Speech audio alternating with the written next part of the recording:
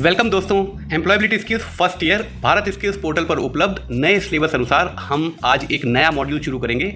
उसका नाम है OSHEE ओशी इसकी फुल फॉर्म होगी occupational safety and hazards and environmental education, मतलब व्यावसायिक सुरक्षा और खतरे और पर्यावरण शिक्षा। आप लोगों को ITI जो करवाई जा रही है इसलिए कि ताकि आप स्किल्ड लेबर बन सकें, क्योंकि व्यवसाय में कुछ खतरे भी हैं और उन खतरों को पहचानना और उनके प्रति एक सुरक्षात्मक दृष्टि रखना ये हम सबकी जिम्मेदारी है। और सुरक्षा सिर्फ व्यक्ति की नहीं, सुरक्षा होगी मशीन की, जॉब की, हमारे कस्टमर्स के हितों की, हमारी ब्रांड की, वर्क प्लेस की, पूरे एनवायरनमेंट की। तो अगर हम किसी अनस्किल्ड को व्यवसाय में आने देंगे और उसको काम देंगे तो वो जॉब का भी नुकसान कर सकता है, प्रोडक्टिविटी और क्वालिटी का भी नुकसान होगा, उससे हमारे ग्राहकों के हितों का नुकसान होगा, हमारे ब्रांड जो हमारे व्यवसाय की एक इमेज है उसका नुकसान होगा। तो असल में अगर गवर्नमेंट जॉब और प्राइवेट जॉब में आपके पास अगर कौशल नहीं होगा तो आपको जॉब पाना मुश्किल हो जाएगा, क्योंकि प्रोडक्टिविटी, क्वालिटी, ग्राहकों के हितों की रक्षा ये तो एक बार को हम संभाल लेंगे कि आपके साथ किसी और आदमी को खड़ा करके, लेकिन अगर आपने चोट खा ली तो वो भी तो एक हमारी जिम्मेदारी है कि अनाड़ी आदमी अगर काम करेगा तो चोट खा लेगा ना, उसको पता नहीं है कि यहाँ पे क्या क्या खतरे हैं। इसलिए आपके थ्योरी के पहला चैप्टर हमेशा सुरक्षा का होता है, सेफ्टी फर्स्ट। तो अब समझ में आया, हम आपको जॉब तब तक नहीं देंगे जब तक आप में कौशल नहीं होगा। ये आपके भले के लिए करते हैं हम ये कैसा भला है जॉब चाहिए, कौशल बढ़ाओ। तो चलिए शुरू करते हैं इस वीडियो को। पहला क्वेश्चन है, protection from accident, danger, risk, hazard और डैमेज इज कॉल्ड। दुर्घटना, खतरे, जोखिम, खतरे या क्षति से सुरक्षा को कहा जाता है। मतलब जितने प्रकार के खतरे हैं उनसे अगर सुरक्षा हम कर रहे हैं तो उसको क्या कहा जाता है व्यवसाय में? ऑक्यूपेशनल सेफ्टी, व्यावसायिक सुरक्षा, है ना। उसको ऑक्यूपेशनल प्रॉब्लम तो नहीं कहते ना भाई। अगर हम सुरक्षा कर रहे हैं खतरों के प्रति तो हम उसको प्रॉब्लम यानी कि समस्या तो नहीं कह सकते, तो बी ऑप्शन तो गलत है। एंटीसिपेशन मतलब पूर्व अनुमान, पहले से ही हमने अनुमान लगा लिया कि खतरे हैं, ये तो बात सही है, लेकिन हमसे तो सवाल में ये पूछा जा रहा है कि उन खतरों के लिए सुरक्षा करना उसको क्या कहा जाता है? उसको तो सेफ्टी कहा जाएगा ना, सुरक्षा कहा जाएगा। ऑक्यूपेशनल सेफ्टी है ये आंसर। वर्क प्रिजर्वेशन होता है संरक्षित करना, मतलब हम अपने कार्य को या जॉब को सुरक्षित या संरक्षित करना चाह रहे हैं, ये बात सही है। लेकिन खतरों के खिलाफ सुरक्षा कवच को बनाना, उसको क्या कहेंगे इंग्लिश में? उसको कहेंगे ऑक्यूपेशनल सेफ्टी। ऑप्शन ए बिल्कुल सही है। Question number 2, safety of employees is important because. कर्मचारियों की सुरक्षा महत्वपूर्ण है क्योंकि increase in quality of product. अगर हम अपने कर्मचारियों की सुरक्षा करेंगे तो हमारी गुणवत्ता बढ़ जाएगी, ये बात सही है। आप क्या कहते हैं सर, सुरक्षा से गुणवत्ता का क्या मतलब है? भाई आपको कहीं दर्द हो रहा है या आपको कहीं इन्फेक्शन हो गया या आपको कोई चोट लग गई, आंखों में वेल्डिंग की लाइट लग गई, तो आप अपने काम को गुणवत्ता से कर पाएंगे? आपका दिमाग तो उसकी तरफ रहेगा ना, अपनी चोट की तरफ। इसलिए सुरक्षा अगर हम रखते हैं अपने कर्मचारियों की तो हमारी क्वालिटी पे सीधा सीधा असर पड़ता है। ऑप्शन ए सही है। ऑप्शन बी है इम्प्रूव प्रोडक्टिविटी। यस, ये भी सही है। प्रोडक्टिविटी इसलिए इंक्रीज होगी भाई, अगर किसी को चोट लग गई है तो वो अपने कार्य को पूरी दक्षता से कैसे कर पाएगा? वो तो धीरे धीरे करेगा ना। फिर कार्य, पैर में मोच आई हुई है तो स्टोर में सामान लेने जा रहा है तो धीरे धीरे जाएगा ना। तो हमारी कार्य दक्षता यानी कि प्रोडक्टिविटी, उत्पादनशीलता, इस पर भी सीधा सीधा असर पड़ता है अगर हम सुरक्षा पर ध्यान ना दें तो। अगला है रिड्यूस एब्सेंटी। ये भी सही है भाई, अगर हम सुरक्षा पे ध्यान नहीं देंगे तो जोखिम चोट मारेगा या कुछ ना कुछ नुकसान करेगा। अगर चोट लग गई किसी को या कोई बीमार हो गया, इन्फेक्शन से, बुखार आ गया, किसी और से इन्फेक्शन लग गया उसको, तो अगले दिन की छुट्टी करेगा। एब्सेंटी मतलब अनुपस्थिति। तो अनुपस्थिति को कम भी करती है अगर हम सुरक्षा की नज़रों से अपने व्यवसाय में काम करेंगे। All of the above answer बिल्कुल सही है। ये भी टिराई बॉल थी क्या, बताया नहीं। Question number 3, loud noise is रिक्त स्थान टाइप ऑफ ऑक्यूपेशनल हैजार्ड। जोर का शोर है, जोर का शोर, ये अच्छा लगा मुझे। जोर का शोर रिक्त स्थान प्रकार का व्यावसायिक खतरा है। यार शोर होगा तो क्या खतरा होगा? हमारे कानों में, मतलब आप ऐसा समझो आप किसी ऐसी फैक्ट्री में काम कर रहे हो जहाँ पर बड़ी बड़ी मशीनें हथौड़े मार रही हैं, धम धम धम, बहुत तेज़ कानों में आवाज़ आ रही है, प्लेटों के ऊपर हथौड़े बज रहे हैं, तो हमारे कानों के पर्दे खराब हो जाएंगे।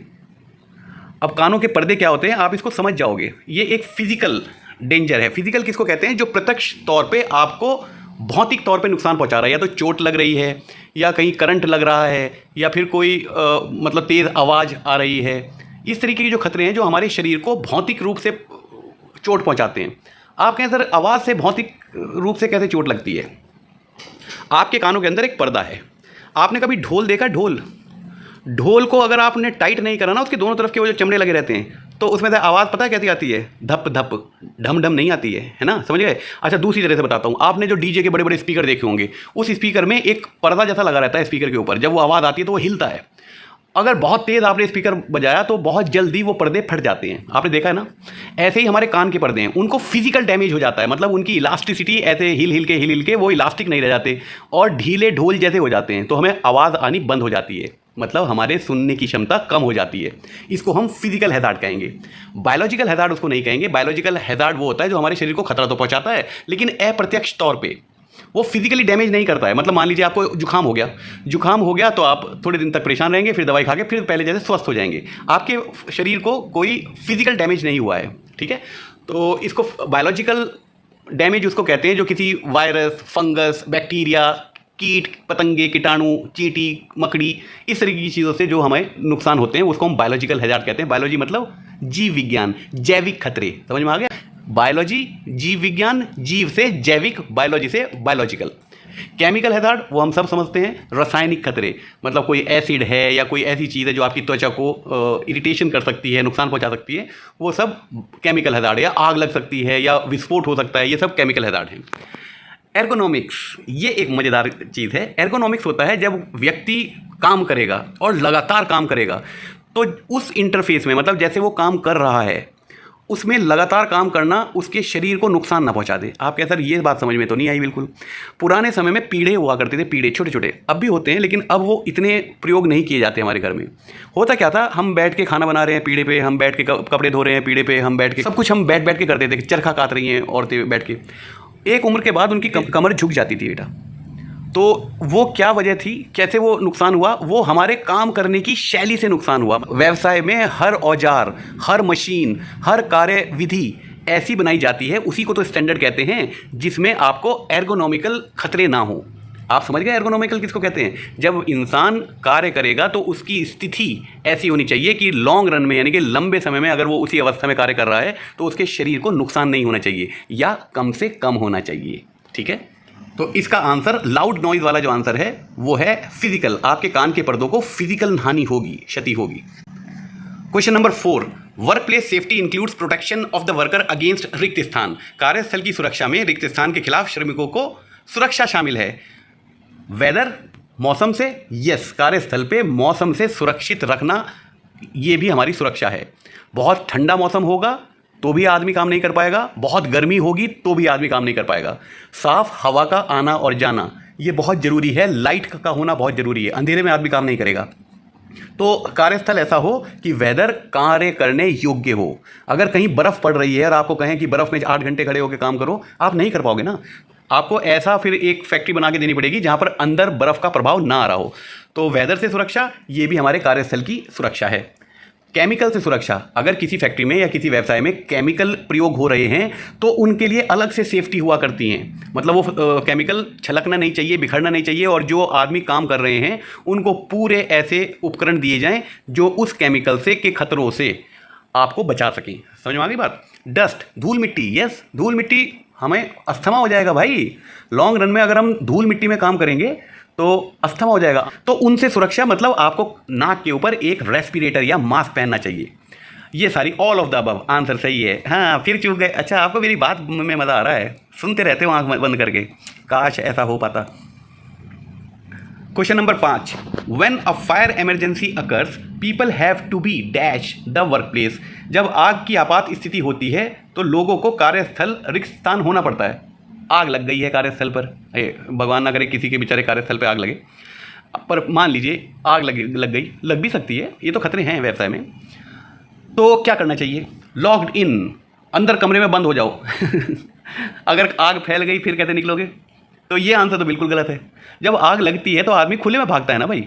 रिमूव फ्रॉम, ये आंसर सही है भाई। हटाओ वहाँ से आदमियों को जहाँ पर आग लगी है, उनको खुले में ले जाओ, बाहर ले जाओ फैक्ट्री से, ठीक है ना। मूव्ड इन टू, और अंदर बुला लो, भैया अंदर आग लगी है, जिसको आना हो प्लीज़ अंदर आ जाओ। ऐसा कौन करता है यार? ये भी आंसर गलत है, सी ऑप्शन गलत है।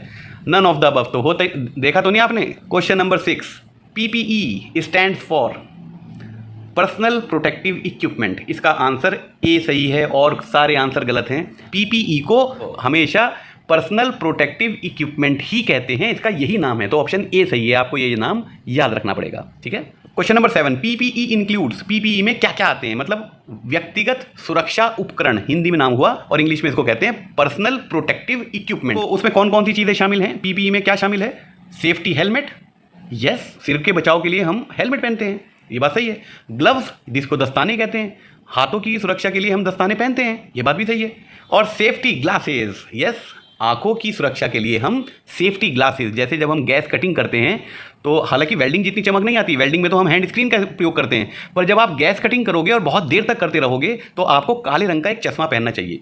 और सन ग्लासेस भी हम इसलिए पहनते हैं ताकि बहुत तेज चमक, सूरज की चमक से हम अपनी आंखों को बचा सकें। आप किस लिए पहनते हो? हीरो बनने के लिए? उसके लिए भी पहनता हूँ, मैं भी पहनता हूँ। ठीक है, all of the above answer है। क्वेश्चन नंबर 8, रिक्त स्थान protect hands from cuts, Burns and harmful liquids. रिक्त स्थान हाथों को कटने, जलने या हानिकारक तरल पदार्थों से बचाए। क्या बचाता है हाथों को? हाथों में हम क्या पहनते हैं? जूता। किसने कहा जूता? गॉगल्स कहते हैं चश्मे को। चश्मा हम हाथों में नहीं पहनते, घुमाते हैं हाथों में लेकिन पहनते नहीं हैं। ग्लव्स, दस्ताने, यस, ये है ना वो भाई, हाथों में दस्ताने पहनते हैं ना, उससे सुरक्षा होती है ना हमारी, तो ऑप्शन बी सही है। ईयर प्लग्स, ईयर प्लग्स होते हैं रुई के या किसी सॉफ्ट अधातु मटेरियल के बने हुए, अधातु मतलब जो मेटल ना हो, क्योंकि मेटल को हम अपने कान में नहीं डालेंगे ना। कोई बहुत सॉफ्ट किसी मेटल के, आमतौर पे वो रुई होती है, उसको हम ईयरबड कहते हैं, उसको हम अपने कानों में डाल लेते हैं तो हमारे कानों की सुरक्षा हो जाती है। पर वो हमसे तो सवाल में हाथों की सुरक्षा पूछी है, वो तो ईयर प्लग्स नहीं है। और हेलमेट तो हमारे सिरों के लिए होता है ना, हमारे सर के लिए होता है हेलमेट, उसको बचाता है। तो इसका सही आंसर ग्लव्स है। सबको समझ में आ गया था ना, फिर क्यों बुलवा रहे हो यार मेरे से इतना। क्वेश्चन नंबर 9, रिक्त स्थान का प्रयोग आंखों की सुरक्षा के लिए किया जाता है। किसका किया जाता है आंखों की सुरक्षा के लिए? चश्मे का। तो आंसर ए सही है, गॉगल्स, गॉगला। ठीक है ना, गॉगला नहीं कहते यार, मैं मजाक में कह रहा हूँ, गॉगल्स। ठीक है। तो ग्लव्स होता है हाथों की सुरक्षा के लिए, हेलमेट होता है सिर की सुरक्षा के लिए, ईयर प्लग होता है कानों की सुरक्षा के लिए। तो हमें पता है कि नीचे के तीनों आंसर गलत हैं। ग्लव्स, हेलमेट, ईयर प्लग हमारी आंखों को सुरक्षा नहीं देते हैं, हमारी आंखों को सुरक्षा देता है ये, उप्स सॉरी, ये नहीं, ये है ना, और इसको हम कहते हैं गॉगला। ऑप्शन ए सही है। Question number 10, ear plugs protect years from. हमारे ईयर प्लग्स जो है वो हमें किस चीज़ से बचाते हैं? ईयर प्लग कानों को रिक्त स्थान से बचाते हैं। किस चीज़ से बचाते हैं? लाउड नॉइस, यस, बहुत ज़्यादा शोर हो रहा होगा, अगर बहुत ज़्यादा तीव्र शोर हो रहा होगा तो हमारे कानों को क्षति पहुंच सकती है। ये बात हम पिछले क्वेश्चन में समझे। तो उससे बचने के लिए हम ईयर प्लग्स का प्रयोग करते हैं। आवाज़ आती रहती है लेकिन उतनी ज़्यादा नहीं आती, थोड़ी कम होके आती है। और मैंने किसी और वीडियो में भी आपको बताया था कि जब आप एयरप्लेन में सफ़र करेंगे तो ऊपर एटमॉस्फेयर में हवा का दबाव कम होने की वजह से और इंजन का शोर ज़्यादा होने की वजह से आपको कानों में बहुत तेज़ आवाज़ आने लगती है। उसके लिए आप जो एयर होस्टेस होती हैं उनको अगर रिक्वेस्ट करेंगे कि आपको ईयर प्लग दे दें तो पन्नी में पैक 2 ईयर प्लग वो आपको फ्री देती हैं, है ना। तो उसको ले लेना और अपने कानों में डाल लेना, उससे आपके कान बंद भी नहीं होंगे और इंजन की आवाज़ भी नहीं आएगी। तो लाउड नॉइज़ से बचाते हैं ईयर प्लग आपको। म्यूज़िक से कौन बचना चाहता है? डीजे में तो आपने खूब डांस करा है, तो जब तक डीजे पूरी जोर से ना बज रहा हो तब तक मज़ा ही नहीं आता ना आप लोगों को डांस करने में। तो डीजे पे डांस करते हुए ईयर प्लग कोई नहीं लगाता, वो नॉइज़ नहीं है। पहली बात ये समझ लीजिए कि म्यूज़िक यानी कि संगीत और शोर में फ़र्क है। हम शोर को नहीं सुनना चाहेंगे लेकिन संगीत को सुनना चाहेंगे। और यहाँ पर मैं आपको एक सलाह दे दूँ, बहुत ज़्यादा तेज़ संगीत या बहुत ज़्यादा तेज़ आवाज़ में वीडियो मोबाइल में सुनना, ये आपके कानों के लिए खतरा है। थोड़ा जिम्मेदारी के साथ काम किया करें, ठीक है। कभी कभार यार की शादी में डांस करना वो अलाउड है, कर सकते हो। अगला ऑप्शन है केमिकल्स। ईयर प्लग केमिकल से हमको नहीं बचाता है। क्वेश्चन नंबर 11, एन एक्सीडेंट और injury that can happen in the work place is called. कार्यस्थल पर होने वाली दुर्घटना या चोट क्या कहलाती है? Occupational hazard. ऑक्यूपेशनल वर्क नहीं होता है, व्यावसायिक कार्य नहीं कहते उसको कि हम जाएंगे और वहाँ पर दुर्घटना होगी। ये हमारा कार्य है क्या? नहीं, ये ऑप्शन तो गलत है। सी ऑप्शन लिखा है ऑक्यूपेशनल प्रिकॉशन। प्रिकॉशन में कहते हैं सावधानियाँ। सावधानियाँ नहीं होती दुर्घटनाएं, सावधानियाँ रखोगे तो दुर्घटना क्यों होंगी? तो ये ऑप्शन भी गलत है। तो इसका आंसर बी है। Question number 12, hygiene related hazards are caused by रिक्त स्थान। स्वच्छता संबंधी खतरे रिक्त स्थान के कारण होते हैं। पहला ऑप्शन है कंटेमिनेशन ऑफ हैंड्स। हाँ, आपके हाथ अगर स्वच्छ नहीं हैं थोड़ी देर पहले आपने छींक मारी और हाथ पे कुछ गीला गीला लग गया, उसके बाद आपने पेंट के पीछे से उसको साफ़ कर लिया और सोचा हमारे हाथ स्वच्छ हो गए हैं। फिर आगे कोई सज्जन मिले, आपने उनसे हाथ मिला लिया, अगले दिन वो भी छींकते हुए मिलेंगे आपको। तो स्वच्छता रिलेटेड, स्वच्छता संबंधी खतरे, आपके अगर हाथ कंटेमिनेटेड हैं, मतलब वो दूषित हैं, उनमें कोई बैक्टीरिया है, कोई फंगस है, कोई वायरस है, तो उससे हमारे स्वच्छता खराब हो गई और उस वजह से खतरे शुरू हो जाते हैं, आपके लिए भी और दूसरों के लिए भी। ऐसा भी हो सकता है आपने कहीं हाथ लगाया, वहाँ पे पहले से किसी ने छींका हो, तो क्या करोगे? तो जैसा आप करते हो वैसा दूसरे भी आपके साथ कर सकते हैं। इसको कहते हैं इंग्लिश में टिट फॉर टैट, जैसे को तैसा। अगला ऑप्शन है फॉल्स। फॉल्स मतलब गिरना। भैया नहा धो के, हाथ धो के और मुंह धो के भी आओगे तब भी गिर सकते हो, तो स्वच्छता का गिरने से कोई संबंध नहीं है। ऑप्शन बी गलत है। ऑप्शन सी है हॉट और शार्प सरफेस, यानी कि गर्म या कोई नोकीला कोई सतह, उससे एक खतरा होता है, पर वो स्वच्छता संबंधी नहीं है। आप हाथ धो के भी अगर आरी चलाओगे और अगर अनाड़ीपन से आरी चला रहे हो तो आपको चोट लग सकती है, ठीक है। बिल्कुल नहा धो के अगर कोई बिल्कुल लाल गर्म चीज़ उठा लोगे हाथ से तो हाथ में फफोले पड़ जाएंगे, तो उससे स्वच्छता का कोई मतलब नहीं है। नन ऑफ द अबव फिर आ गया, इस पर भी निशान लगा देते हैं, वही वाला अपने वाला, बुरा ना मानिए। क्वेश्चन नंबर 13, रिक्त स्थान is an example of flammable और एक्सप्लोजिव सब्सटेंस। रिक्त स्थान ज्वलनशील या विस्फोटक पदार्थों का उदाहरण है। मतलब नीचे में से हमें वो ढूंढना है जो या तो विस्फोटक हो, जिसमें विस्फोट हो सके बम की तरह, ओके, या फिर वो कोई एक ज्वलनशील पदार्थ हो जिसमें आग लग सके। तो देख लेते हैं gas cylinders. Yes, gas cylinder विस्फोटक होते हैं और आग भी लग जाती है। जैसे एलपीजी जो किचन में होता है वो विस्फोट भी हो सकता है और विस्फोट होने के बाद आग भी लग सकती है बच्चे, उसमें आग तो पहले भी लग सकती है विस्फोट से। या जैसे आपका वेल्डिंग में हम यूज़ करते हैं एक सिलेंडर ऑक्सीजन का, गैस कटिंग में हम ऑक्सीजन का सिलेंडर यूज़ करते हैं।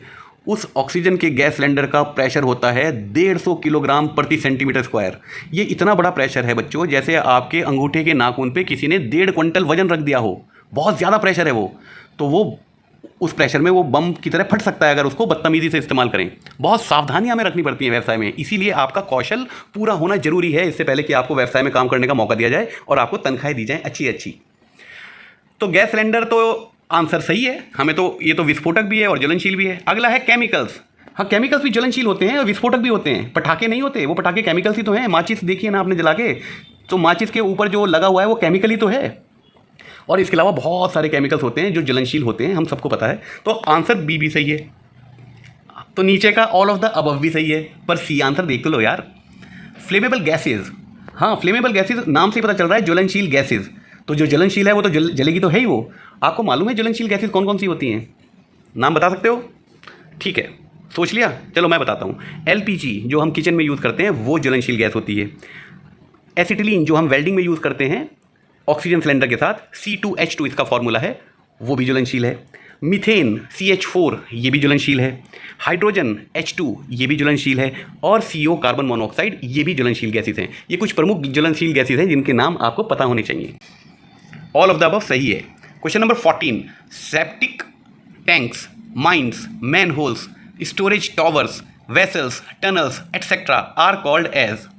सेप्टिक टैंक, खदाने, मैनहोल गटर देखा, गटर का ढक्कन हटाओ तो जो जिसमें से आदमी अंदर जाएगा, मैन मतलब आदमी, होल मतलब एक छिद्र जिसमें से आदमी अंदर घुसेगा, उसको हम मैनहोल कहते हैं। वो किसी मशीन का हो सकता है, वो गटर का भी हो सकता है, उसको साफ सफाई करने के लिए अंदर जाना पड़ता है बच्चों।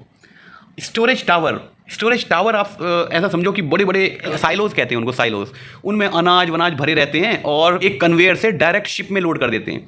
या आपने कभी कोई पानी का टैंक ऊपर टावर पे देखा हो, जैसे रेलवे में होता है, तो ये सारी की सारी चीज़ें हम ये सब कहलाते हैं स्टोरेज टावर।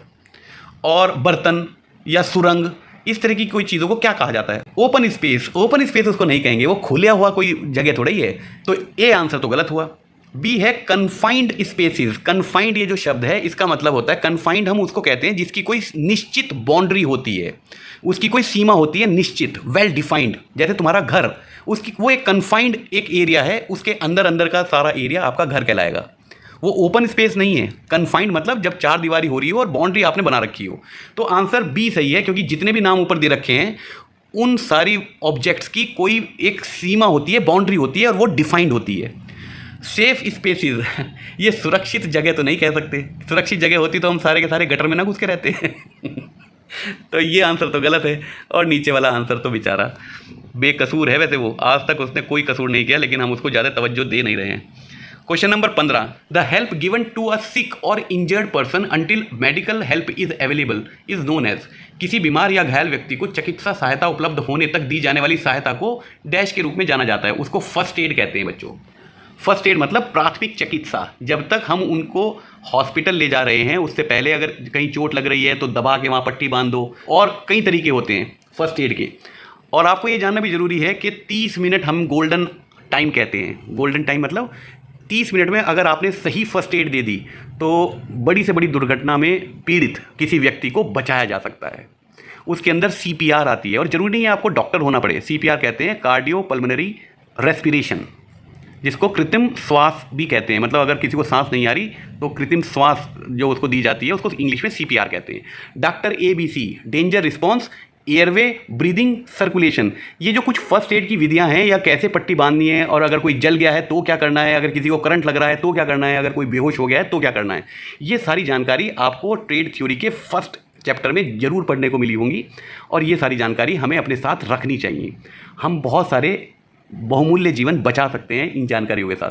तो फर्स्ट एड कहते हैं उसको, जब तक चिकित्सा हम उसको किसी हॉस्पिटल से या किसी डॉक्टर के पास तक हम उसको नहीं ले जा पा रहे हैं, तब तक दी जाने वाली जो सहायता है उसको हम फर्स्ट एड यानी कि प्राथमिक चिकित्सा कहते हैं। लेकिन अनाड़ीपन से मत देना, इनके बारे में सीख लो, पर अगर बिना सीखे किसी काम को करोगे तो पता चला फ़ायदे की जगह नुकसान कर देते हैं हम लोग। Question number 16, while giving first aid for Burns which one of the following should be avoided. Avoided मतलब ये नहीं करना है। सवाल पढ़ लेते हैं हिंदी में। जलने पर प्राथमिक उपचार देते समय निम्नलिखित में से किससे बचना चाहिए, हमें वो बताना है जो नहीं करना है अगर कोई जल गया है तो। ऑइंटमेंट एंड क्रीम, ऑइंटमेंट और क्रीम आप लगा सकते हैं, उसको अच्छी तरह साफ़ करके पानी में। एक सिल्वर एक्स नाम की एक क्रीम आती है, या और भी बहुत अच्छी अच्छी क्रीम आती है जो मेरे दिमाग में आया, मैंने नाम बता दिया। जले हुए के लिए बहुत सारी क्रीम्स होती हैं, आप डॉक्टर के पास जाने से पहले उसको लगा सकते हैं, कोई बड़ी बात नहीं। तो ऑइंटमेंट और क्रीम इससे तो नहीं बचना चाहिए। अगर आपको पता है कि कौन सी क्रीम जले के लिए है तो आप लगा सकते हैं, और फर्स्ट एड बॉक्स में होती हैं ये क्रीम आमतौर पे। आइस्ड वाटर, इससे बचना चाहिए, जलो हो के लिए इससे बचना चाहिए दोस्तों। आप बर्फ़ और बहुत ज़्यादा ठंडा पानी ये जले हुए पे नहीं लगाना चाहिए। इसका आंसर भी बता रहा हूँ, लेकिन ये आंसर सही है। और अगर बी आंसर सही है, इससे बचना चाहिए, तो सी आंसर तो गलत हो ही जाता है कि बोथ ए और बी तो सही नहीं हो सकते, क्योंकि बी से बचना है हमें, ठीक है। Cool and Luke warm running water, हाँ, ताज़ा पानी की टंकी खोल के उसको धो लो, या हल्का सा उसको गुनगुना करके उससे साफ़ कर लो, क्योंकि क्रीम लगाने से पहले उसको साफ़ तो करना ही पड़ेगा आपको। ये भी आप कर सकते हैं, इससे बचने की ज़रूरत नहीं है। एक ही आंसर सही है कि आप बर्फ़ नहीं लगाएंगे और बर्फ़ का पानी नहीं लगाएंगे। अब उसका मतलब समझो क्या है। जब आदमी या कोई जानवर जल जाता है तो उसकी खाल और अंदर के टिश्यू वो जल गए हैं, है ना। जल क्या गए, वो पिघल गए हैं समझो। और अगर आपने एकदम ठंडा पानी उस पर डाल दिया या बर्फ़ उस पर लगा दी तो वो एकदम वहीं के वहीं सिकुड़ जाएंगे, और सिकुड़ जाएंगे तो आसपास के टिश्यू को खींच देंगे। तभी आपने देखा होगा जो व्यक्ति कहीं से जल जाता है उसकी आसपास की खाल खींची हुई होती है। वो तो वैसे भी जब ठंडा होगा जलने के बाद वातावरण में तो वो खींचेगा ही, लेकिन ठंडा पानी और बर्फ़ डालने से वो दर और ज़्यादा हो जाती है।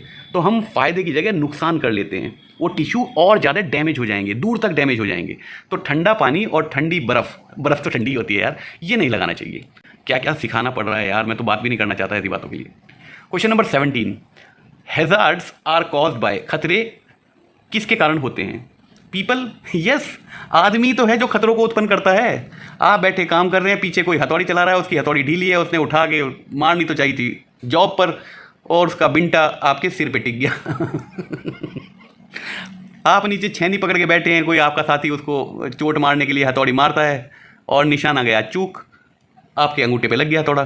तो व्यक्तियों के द्वारा भी तो खतरे होते हैं, उनसे ज़्यादा सावधान रहो। इक्विपमेंट और मशीन्स, इक्विपमेंट औजार जैसे आरी, जैसे फाइल यानी कि रेती, इनसे चोट लग जाती है अगर आप इनको कुशलता के साथ प्रयोग करना नहीं जानते हैं। तो इक्विपमेंट भी आंसर सही है, ऑल ऑफ द अबव भी सही है। और पर्यावरण से भी नुकसान हो जाता है, वो भी खतरे हैं। भूकंप, बाढ़, धूल मिट्टी, आंधी तूफान और पर्यावरण के अंदर फैले हुए कोरोना के वायरस, ये सब खतरे हैं। तो all of the above answer सही हो जाता है। Question number 18, dash cause injuries to workers when an object, piece of equipment और material comes in contact with the worker. ये हिंदी में मैं लिखना भूल गया, मैं बता रहा हूँ इसमें क्या लिखा है कि अगर कोई व्यक्ति किसी वस्तु या किसी औजार या किसी पदार्थ के संपर्क में आता है, मतलब किसी सॉलिड वस्तु के संपर्क में आता है, उसको हम फिजिकल हैजार्ड कहेंगे, क्योंकि चोट लग सकती है। कोई औजार से चोट लग सकती है आपको, औजार से आप बुखार नहीं होता आपको, औजार से आपको चोट लगती है, ठीक है ना।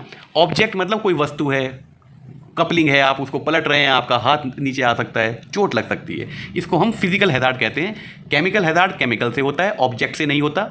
बायोलॉजिकल हैजार्ड भी ऑब्जेक्ट से सीधा सीधा संबंध नहीं है। और साइकोलॉजिकल हैजार्ड यानी कि आपकी मनोदशा खराब हो जाती है, मतलब आप परेशान हो जाते हैं, दुखी हो जाते हैं, द्रवित हो जाते हैं, आपका मन नहीं लगता, उसको कहते हैं साइकोलॉजिकल हैजार्ड। वो आमतौर पे तब होता है जब किसी से लड़ाई हो जाए, कहासुनी हो जाए, या सैलरी समय पे ना मिले, या घर में कोई प्रॉब्लम है, तो हमारी मनोदशा, हम परेशान रहते हैं। वो परेशान हम व्यावसायिक जीवन में व्यवसाय की वजह से नहीं होनी चाहिए, मतलब वहाँ की वजह से नहीं होनी चाहिए। और आपको यहाँ पर यह भी समझना जरूरी है कि ये नीचे के तीनों आंसर मैं बिल्कुल गलत नहीं कह रहा हूँ। ऐसा नहीं है कि ऑब्जेक्ट्स के संपर्क में आओगे तो केमिकल हैजार्ड नहीं हो सकता, क्या पता वहाँ उसके ऊपर कोई ऐसा केमिकल हो जो आपकी त्वचा को नुकसान पहुँचा सकता हो, है ना। पर ऐसा तो सवाल में हमसे नहीं पूछा ना कि उस पर केमिकल लगा हुआ है, पर इसको हम मना नहीं कर सकते, इस संभावना को हम इनकार नहीं कर सकते, ठीक है। तो हमें देखना पड़ेगा कि उस व्यवसाय में केमिकल बिखरा हुआ रहता है क्या, हो सकता है इस जॉब के ऊपर गिर गया हो। ऐसे ही बायोलॉजिकल हैजार्ड को भी हम मना नहीं कर सकते, हो सकता है किसी ने छींका हो वहाँ पर, हो सकता है कोरोना का वायरस उस पर बैठा हो, है ना। और इसी तरह साइकोलॉजिकल हैजार्ड को भी हम मना नहीं कर सकते, अगर चोट लगेगी तो हम परेशान होएंगे डेफिनेटली। साइकोलॉजिकल हैजार्ड तो आपको हमेशा दुर्घटना के बाद होगा, चाहे आपको बुखार आ जाए, चाहे पेट में दर्द हो जाए, चाहे चोट लग जाए या गिर जाओ, आपका साइकोलॉजिकल तो हैजार्ड होगा ही होगा। ये तो बात सही है कि अगर सिर्फ साइकोलॉजिकल हैजार्ड है तो ज़रूरी नहीं है कि दूसरे भी आपको खतरे का सामना करना पड़ा होगा, लेकिन आप किसी भी खतरे को सामना करोगे, आपकी मनोदिशा वाला जो खतरा है, जो हैजार्ड है, वो तो आपको महसूस होगा ही होगा। पर हमें तो दिए हुए विकल्पों में से सबसे सही विकल्प को चुनना होता है, इसलिए हम ऑप्शन ए को लगाएंगे, क्योंकि ऑब्जेक्ट से, किसी उपकरण से, किसी मटेरियल से अगर हम संपर्क में आते हैं तो उसके द्वारा संभावित खतरों को हम क्या कहेंगे, फिजिकल हैजार्ड। समझ में आ गई बात, पूरी बात समझो भाई। Question number 19, fire, uneven surfaces, work at Heights, unprotected electrical equipment can cause dash hazard. आग, असमान सतह, ऊंचाई पर काम करना, असुरक्षित विद्युत उपकरण, रिक्त स्थान खतरों के कारण बन सकते हैं। ये भी फिजिकल हैजार्ड है भाई। आपको भौतिक रूप से यानी कि मैकेनिकली आपके शरीर पे प्रत्यक्ष तौर पे नुकसान होगा बिजली के झटकों से। अगर आप ऊपर हाइट पे काम कर रहे हैं और आपने सावधानी ना बरती, खतरे बता रहे हैं ना, खतरे कौन से हैं, फिजिकल हैजार्ड होने के, मतलब आपके शरीर को डायरेक्ट चोट लगने के खतरे हैं ये। या आपने कोई फायर, जैसे आग से झुलस जाते हैं तो वो भी आपके शरीर पे डायरेक्ट एक खतरा है। आप कहें सर अनइवन सरफेस, हाँ मेरी कोई बच्ची जा रही है पार्टी में, आज उसकी सहेली की शादी है, उसने ऊंची हील की सैंडल पहनी हुई है और नीचे उबड़ खाबड़ ज़मीन है, उसका पैर मुड़ गया, सैंडल भी टूट गई, पैर में मोच भी आ गई, तो क्या वो मोच किस वजह से आई है? अगर वो सीधी सपाट जगह होती तो वो क्या गिरती? उसको तो प्रैक्टिस है ऊंची हील की चप्पल पहन के चलने की, या सैंडलों की। आप कहें लड़कों के लिए बताओ साहब, ठीक है डीजे पे डांस कर रहे हो, सड़क बिल्कुल सीधी है, सपाट है, लेकिन साइड में नाली है, डांस करते करते आपका पैर गया नाली में, जूता भी बंध गया, पैंट भी बंध गई और पैर में चोट भी लग गई। समझ में आ गई बात। अनइवन सरफेस होगा तो भी आपको फिजिकल हैजार्ड हो सकते हैं। केमिकल हैजार्ड वो नहीं होगा, बायोलॉजिकल हैजार्ड नहीं होगा। साइकोलॉजिकल हैजार्ड सबसे सही उत्तर नहीं है इसका, लेकिन साइकोलॉजिकल हैजार्ड मेरा ऐसा मानना है वो तो हमेशा होगा। यार तुम्हारा पैर नाली में चला गया, सारे लोग बाग देख रहे हैं, तुम जहाँ जहाँ जा रहे हो वहाँ पर कीचड़ फैलाते जा रहे हो, आपको तनाव नहीं होगा, उसी को साइकोलॉजिकल जो है हैजार्ड कहते हैं कि आपको तनाव हो जाएगा, आप शादी का मज़ा नहीं ले पाओगे, आप उस पैंट को ना तो पानी में धो सकते अब मेरे साथ हुआ था यार एक बार ऐसा।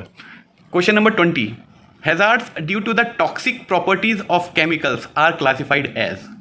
रसायनों के जहरीले गुणों के कारण होने वाले खतरों को रिक्त स्थान के रूप में वर्गीकृत किया जाता है। जहरीला मतलब जहर, जहर होगा केमिकल की वजह से, कोई पोटेशियम साइनाइड, ये सब केमिकल होते हैं, वो केमिकल खतरे हैं, ठीक है। फिजिकल हैजार्ड नहीं, मतलब मैं पोटेशियम साइनाइड आपके ऊपर छिड़क के मारूँ, फेंक के मारूँ, उससे आपको चोट नहीं लगेगी, ठीक है ना।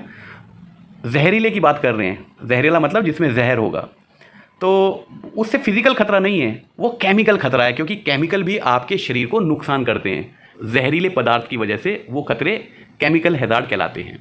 बायोलॉजिकल हैजार्ड नहीं कहते, उनको जीव जंतु की वजह से होते हैं। और साइकोलॉजिकल हैजार्ड तो हमेशा रहेंगे, चाहे केमिकल हैजार्ड हो या कुछ हो, लेकिन सबसे सही विकल्प इसमें केमिकल हैजार्ड है। फिर ये साइकोलॉजिकल हैजार्ड का कोई क्वेश्चन आएगा तो उसको कैसे पहचानेंगे? अगली वीडियो का प्रतीक्षा करो, उसमें आएंगे ये सवाल, तब उसकी डिस्कस करेंगे।